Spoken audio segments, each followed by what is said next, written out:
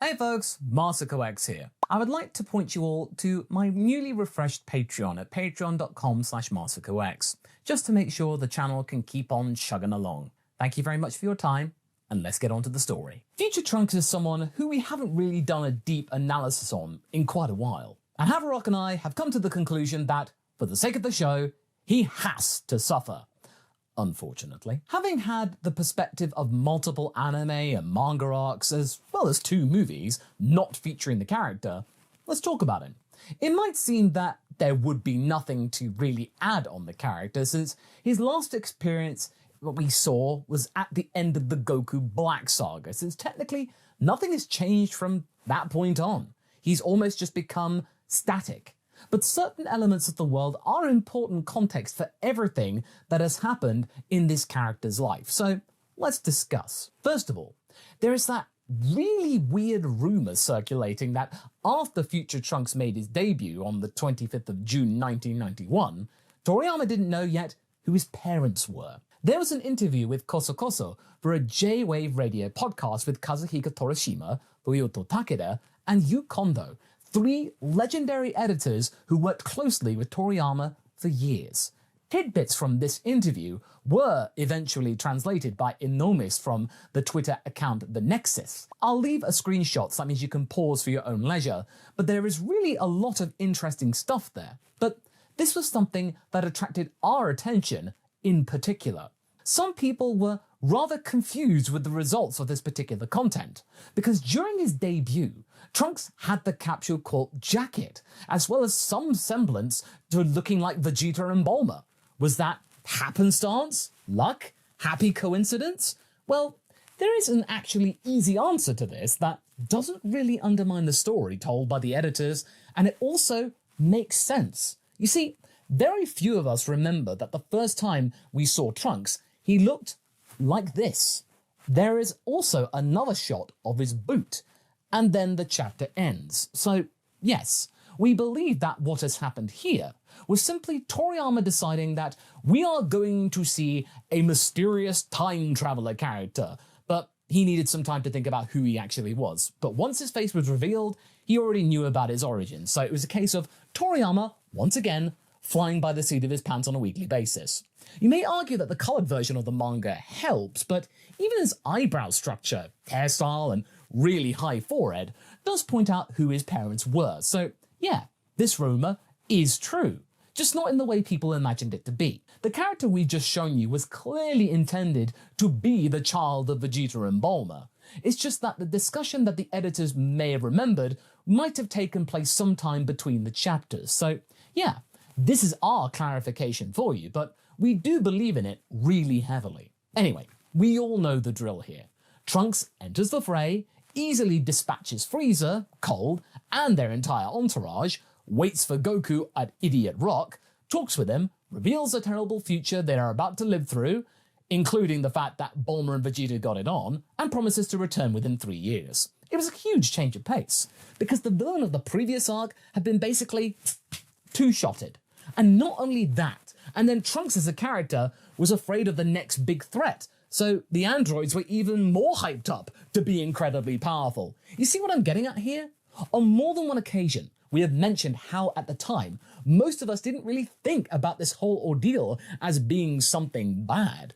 Future Trunks had proven to be a great hit with the fans, and he instantly became a character beloved by many, a true fan favourite, especially of that era of Dragon Ball Z's existence. Today, with our more adult and special eyes, we may recognise that it may have been a little bit fanficky, but hey, when he appeared, it was quite effective and quite cool.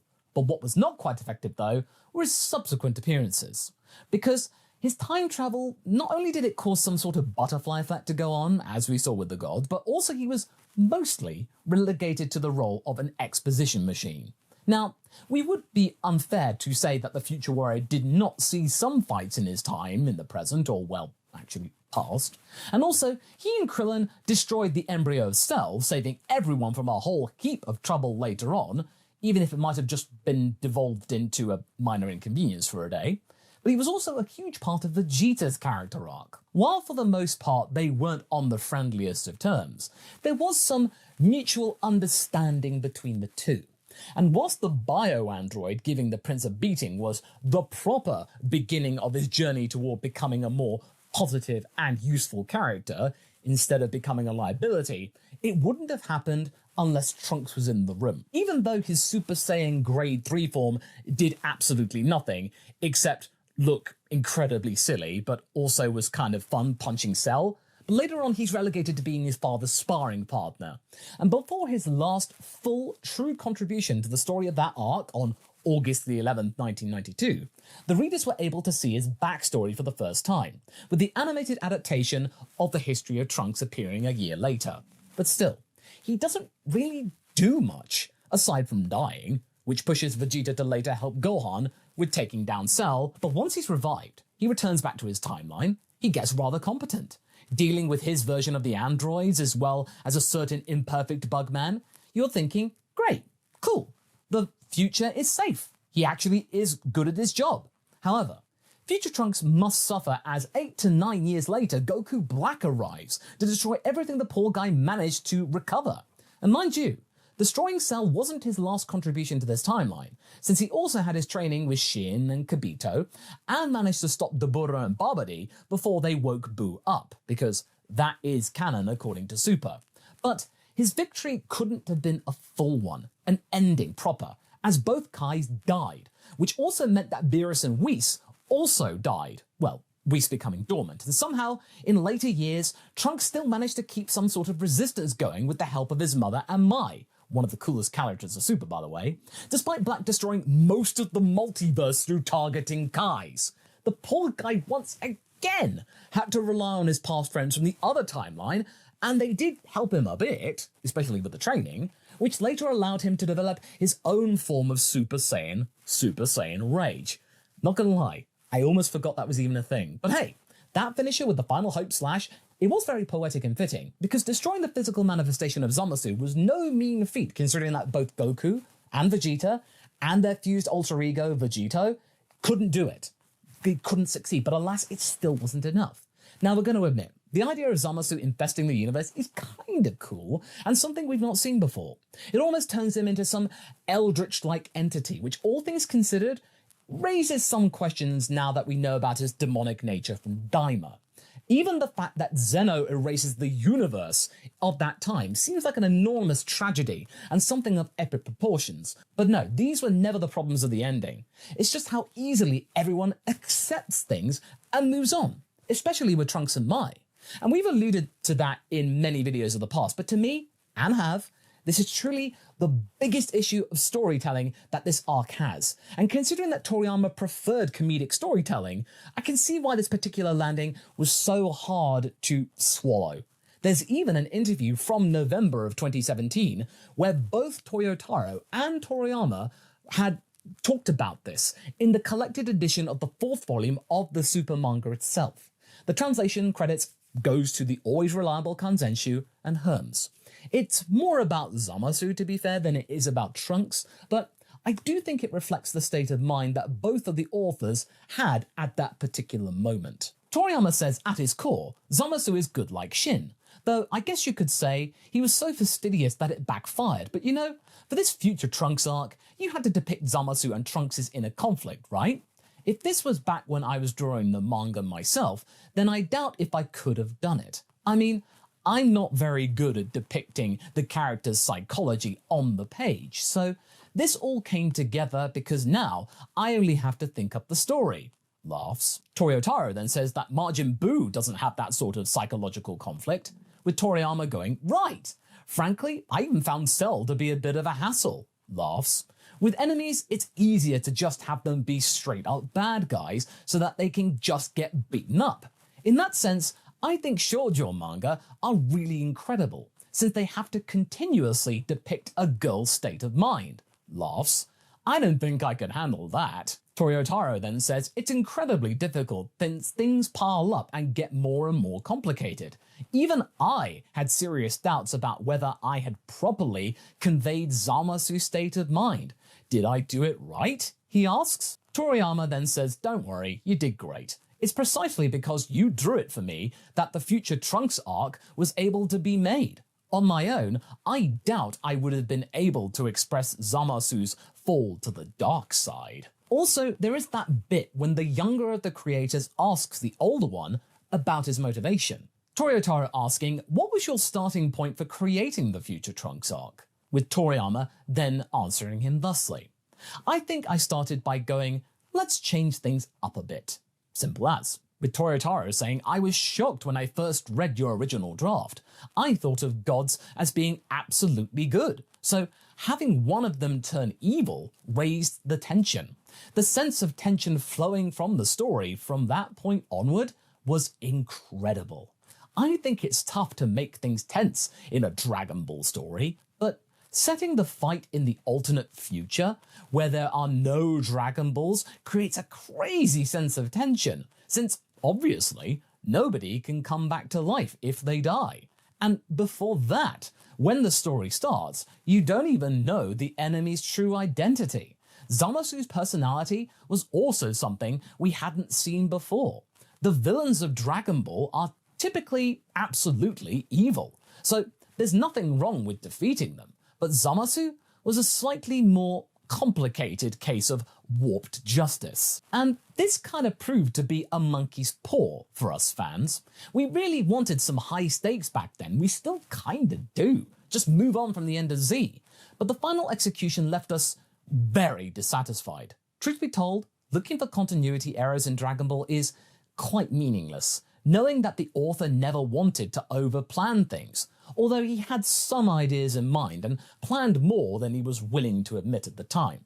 But there is a lot of things that made us realize just how messed up the things were for poor Future Trunks. There was no intervention of any kind from Zeno or the Grand Priest before the Omni King was called by Goku with his little button doodad. I mean, you would think an action could have been taken sooner when every Supreme Kai was getting completely kaputted. I'm pretty sure that the father of all the angels as well could have wiped the floor with Zamasu or Goku Black if he wanted to. Additionally, it also means that there was next to no communication between any of the 12 universes. You would think that one of the destroyers would set up a trap for this mysterious assailant and protect their own Supreme Kai, since they would get kaputted if they fell. I'm pretty sure immortality doesn't protect you from being Hakkai'd. Finally, does it give us a hint that Rymus is no longer within the universe? I don't think that the Super Margin would be all that happy should the multiverse he worked so hard on to build was just wiped out in a moment by the Omni King, who kinda lost his purpose and raison d'etre for a while. Also, did Zeno's erasure include his own realm and the demon realm? They seem to transcend regular realities, you see. Not to mention that now there are 2 Omni Kings, and the GP is mostly amused by this, not really seeming to care about this as some huge breaching of the multiversal balance or anything like that. It's just like, now I've got to swing 2 chairs. And remember, this is the same person who told Whis to warn Mirrors about him intervening too much, or else the cosmos will just nope him out of reality. So his son helping the mortals equals erasure. But 2 beings that are able to delete the entire multiverse, oh, that's completely fine. Also, why Whis helped Future Trunks find a solution? Wouldn't it be better to attempt to gather Super Dragon Balls and ask to restore the timeline instead?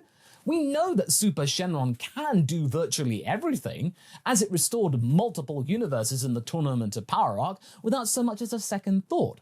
So it's likely that he would be able to do that. There's just no caveat on him having to operate in his own timeline, yeah?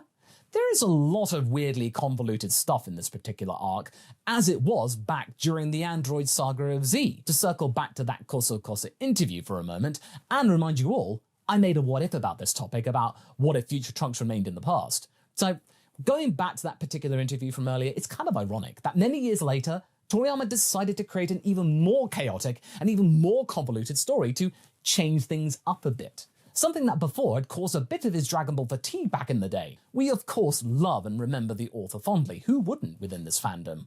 But he would be the first to admit that he wasn't perfect. In the end, this caused Future Trunks to be just that one character that is kind of defined by his suffering. It just doesn't work without that particular context surrounding him. He has to have bad times happen to him. His every victory quickly undermined. A lot of things he does ends up serving other characters, and really is allowed to have only hollow triumphs, temporary ones. I don't think that was intentional though, but at the end of the day, he is the character in Dragon Ball who constantly suffers and has bad luck, even more so than Yamcha. And yet he remains very popular, which is disturbing implications of how we see our own lives. I do hope that the next generation of authors bring him back someday though, to maybe find out what exactly happened to him, that he'll be allowed a proper victory with a proper happy ending that doesn't feel like some sort of power scaling presentation anything. Do you want to see him again one more time? What would you change about the Goku Black ending? Make sure to leave a comment below and let's keep the discussion going. And I will see you in the next video. Catch you later.